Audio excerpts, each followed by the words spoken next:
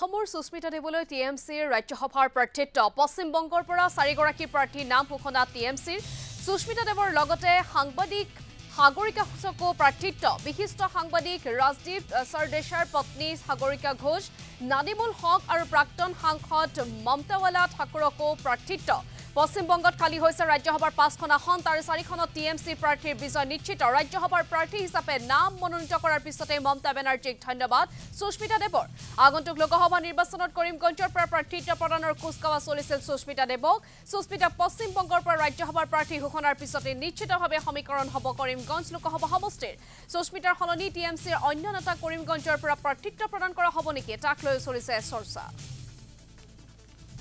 সবচেয়ে প্রথমে আমার নেত্রী এবং বাংলার মাননীয় মুখ্যমন্ত্রী মমতা বন্দ্যোপাধ্যায়কে আমার অন্তরের অন্তঃস্থল থেকে ধন্যবাদ জানাচ্ছি যে উনি আবার আমাকে রাজ্যসভাতে অল ইন্ডিয়া তৃণমূল কংগ্রেসের সাংসদ হিসাবে কাজ করার সুযোগ দিয়েছেন এবং আমাদের ন্যাশনাল জেনারেল সেক্রেটারি অভিষেক বন্দ্যোপাধ্যায়ের যে সাহায্যটা আমি বারবার পাই সেটার জন্য আমি কৃতজ্ঞতা জানাচ্ছি ব্যাপারটা হলো যে আমরা দেখতে পেরেছি যে নর্থ ইস্টার্ন স্টেটসের কাউকে বাইরের থেকে রাজ্যসভা হয়তো দুবার কেউ পায়নি এটা নতুন ইতিহাস এটার জন্য আমি মমতাদিকে